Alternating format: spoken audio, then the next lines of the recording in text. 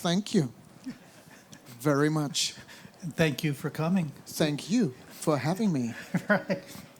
And thank you for being part of a beautiful film, Yeah. Amrum, which I believe opened last night, and is, such an unexpected but, interesting and moving take on a period at the end of World War II where basically fascism was crumbling, and the effect it has on a little island and a family. Obviously you've been in lots of other things over the years, but what drew you to this one and to the small role that you have in this film? I thank you for the question. I have to say, since the last 10 years, I always wanted to work with Fatih, and we could never make it happen because we both have a deal with Warner in Germany. So, we never had the chance to work on something because I direct my own movies and Fatih is doing his movies. But then he called me one day for another movie and it didn't work out. And then a few years later, he called me again and said, Matthias, there is this one cool thing called Amrum. I didn't want to direct it, I only would produce it, but now I have to direct it, and I would love you to play the part of this his name is Uncle Theo, Uncle Theo, would you do it? And I said, of course not. Why? No, of course. I said, yes, please, Fatih, I'm here for you. I would love to do it. The script was amazing. And so we did the film. Right. So tell us a little about Uncle Theo. Yeah, Uncle Theo is, because in the film it's about this mother, and she lives together with her, what is it, her sister? And the son, and so the mother of this young boy is my sister, and the story of my character is I lived together. I fell in love with a woman. We wanted to marry. She was Jewish. The Second World War came, and I was on a boat in the sea because I was a whale. I did whale fishing. Is that right? Is that whale fishing? Yeah, whaling. Whaling? Whaling. Oh, whaling. Yeah. Okay, so that was my job, whaling.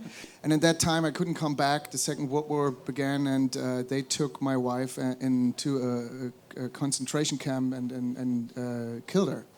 And then I went over to the Americans, and that's the story of my character in the film.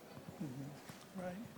I mean, it's increasing. It's very interesting to see takes on World War II and on the Nazi era from basically from German filmmakers. Because, I remember talking to Sandra Hüller. Yeah. About the zone of interest, and her saying that it's the one character where she did not want to feel any empathy for that character. Yeah. But I mean, do you think it's important that we're getting, especially in the political climate today, that we're getting a sort of a German take now on that era rather than World War II movies coming from the West? Or yeah, I think it's always important to do movies that reminds you of the past and what happened and what could maybe happen again, with people, because you always need, like we did in Amrum. It was a horrible time, and I think it's great that Fatih did this movie to show, hey, the world is very insecure at the moment, and people, they vote for the right parties in every different countries. So it's very important to do these films, yeah. So what was the feeling for you on the set when you were making this one? The feeling for me on the set? It was a very, I don't know if anybody, you've never been to Amrum. It's an island it's literally, there's no hill, there's nothing. It's just a very flat island, so it's very windy all the time. So it's a beautiful island, but it's a very windy island, and I just heard Fatih screaming like, do this and that. I couldn't understand the word because he was always just like somewhere in the field, just like, and the wind was so loud, and I was just, but it was, it was, the landscape is very interesting because in Germany, especially all these islands in the north, they are like pretty pure and pretty rough. So it was very interesting to come there. Very nice people, very nice, really nice, friendly German people, and they love their island with all their heart. And it was fantastic to do this movie there. Yeah. Right. Were the locals welcoming? The locals been very welcoming. Yeah, very. They just opened their doors for us and helped Fatih wherever they could. Yeah. Mm-hmm.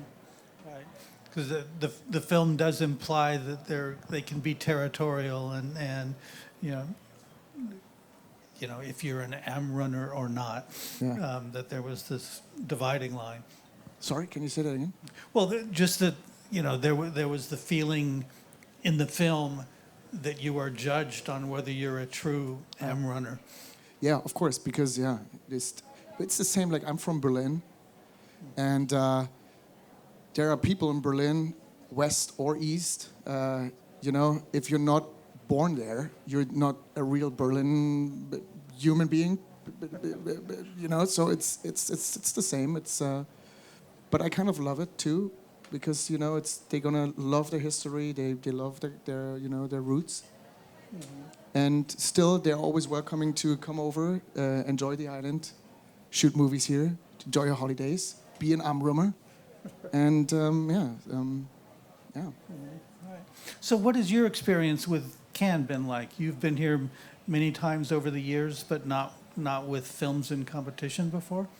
So this is the first movie I ever had in Cannes, premiering, which was great. It was really touching to see all these people standing up for Fatih and they're applauding, and it's really nice to see that there is still this cinema culture where people love film and everything that happens around it. These receptions and everyone wants to look good and all these people. I mean, this craziness is insane for film. And I love that. It's still, it's every year to meet these beautiful, very interesting people from all over the world showing their movies and celebrating art and cinema. I love that. So you've been coming for years, just not with films that are playing at the festival. Do you come as a film fan? I come as a film fan, and I love to see these movies. It's always is it spectacle? Spectacle's a good word. Spectacle. It's a nice word, spectacle, and it's always a lot of fun just to see how people really take care of this whole craziness, and then you can watch big movies on a big screen, and everybody is celebrating it. It's always good to come here. Yeah. Right. So when did your love of movies begin? My love of movies began. It's a long time ago. The wall came down. I was born in the east of Germany, and when the wall came down, and we had a chance. I was 9, 10, and the first movie I ever saw in theaters was E.T. And I thought, oh my God. In America, they have aliens. That's what's going on. And and especially the 90s for me, when I watched all these great movies, Scorsese, Cameron, Ridley Scott, Spielberg. I'm still a huge fan of Spielberg, and it was the best time ever. All these 90s movies coming to a country. We had only like 1 or 2 channels, in the east of Germany. There was no theater culture, and that was great. So I watched these movies over and over again. Mm-hmm. Yeah. Did you think I want to do that? Yeah, I thought if they allow you to dream big, you need to tell stories, and if you can tell stories that can create something like this, that was for sure. That was my My parents, I have to say, my parents are theater actors. They were huge stars in the theater. and on stage. And my dad was always very competitive. So I knew I can never win in theater and stage. Let's do movies. And I fell in love with making movies. It must have been a thrill, like when you were in Valkyrie and you were working with Tom Cruise, and it was part of the whole Spielberg thing. So I mean, what was that? Did that feel like an introduction to Hollywood? I mean, to be honest, I love the time in Valkyrie, Tom Cruise and me, we had every day together, and we shared a makeup trailer together. So I asked him all the stories, how he, for example, when he did Vanilla Sky, how he became the rights on.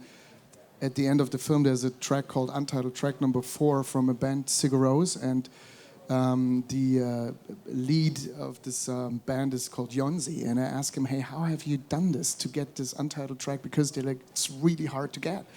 And then he told me a story that he flew to Reykjavik and how he met them, or just to be with Tom every day. And I did a movie called The Red Baron, and Tom was always very interested in planes and so he asked me, hey, can you show me the movie?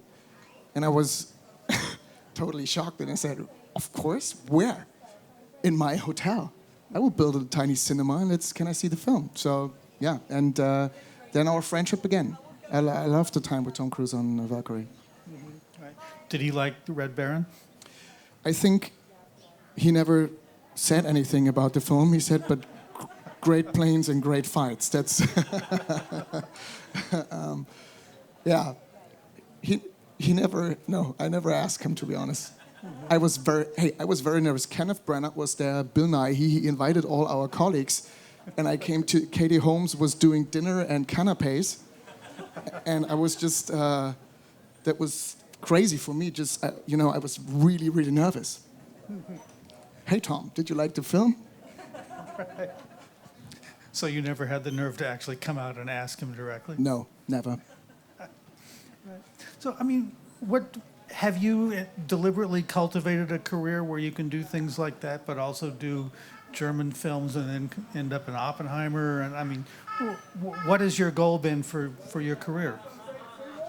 I mean, I had the luck to direct. I started in America with the Zack Snyder film, Army of the Dead, and then I started to do my own spinoff for this franchise. And then when I met Chris Nolan, and we did Oppenheimer, and we did, all these. I had so much luck to meet all these fantastic directors, and it was a fantastic foundation to start in the States as a director and filmmaker. And but I love to work in both worlds, because me as a German, or having German roots, is I don't know if you know, because in Germany, when you want to do films and when you want to do big stories and genre movies, it's really hard to do that because all these films are dubbed. So Harry Potter or Captain America or you name it, all these movies, they're German, because the dubbing industry is so huge in Germany that an audience will see, a big American movie. It sounds German because they all speak German, because it's dubbed. And if you want to do, for example, a pirate movie, but there's Pirates of the Caribbean, you would never do a pirate movie that feels so big like these great American films. Yeah? And so I thought genre is very difficult. You have art house, and the only thing for me that worked was romantic comedies. Romantic comedies. And so I thought to do genre was always interesting, to go to the States, to do that in the States, but coming back to Germany, you can do these small art house films and these small movies, and you can tell something about your roots, where you're coming from, and your history, because that's always really interesting. Yeah. So are you saying that when you saw E.T., E.T. was speaking German? E.T. was speaking German, that's true. E.T. was speaking German. By the way, I have to watch that again. I can't remember the voice of E.T., but of course, he said... He said, phone home, I think was about as far as he got. But I mean, phone home was... In German, it was nach Hause telefonieren. Nach Hause. And oh my God, that sounds crazy. Yeah. So how do how do you get to be able to direct like the Army of the Dead sequel? I mean, just after acting in the first one. When we did the spin-off for Army, and Zack Snyder called me and said, Matthias, I know you're a cool director. Would you love to do your own stuff in Europe and to direct a spin-off? Because my character in the film became very popular. And and I said, of course I would love to direct it. And and then Hans Zimmer came on board, and Hans and me, we did the post on the film, which was a fantastic.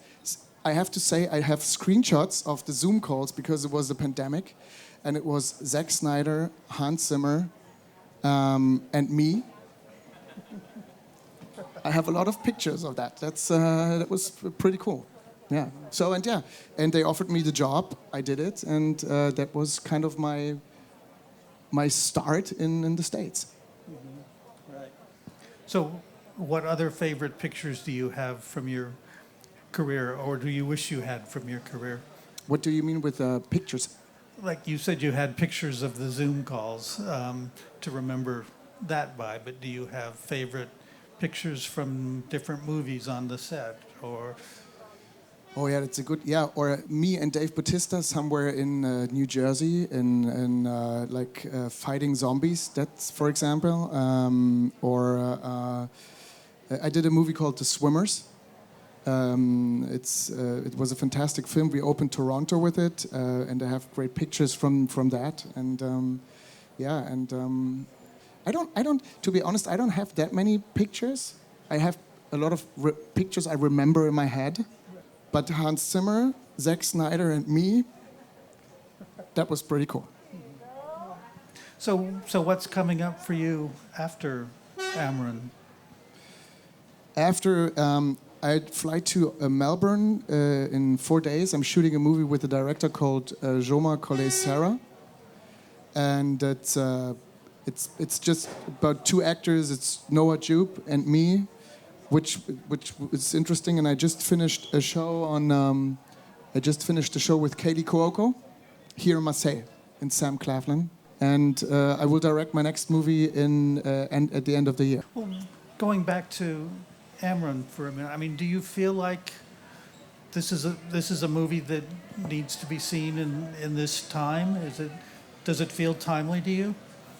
I think it's very important that people watch this film, because this story has this kind of small approach, but it's huge. You know, that a young boy tries to make his mother a honey bread, and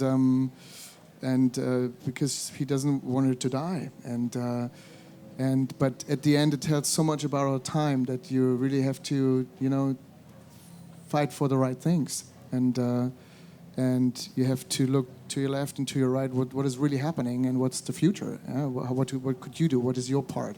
And and of course Fatih, that Fatih is doing a movie like this also is great. So people have to watch it. Amrum. I agree. Everybody should watch it. Congratulations, and thank you. Thanks for joining us. Thank you so much. Thank you. Thank you.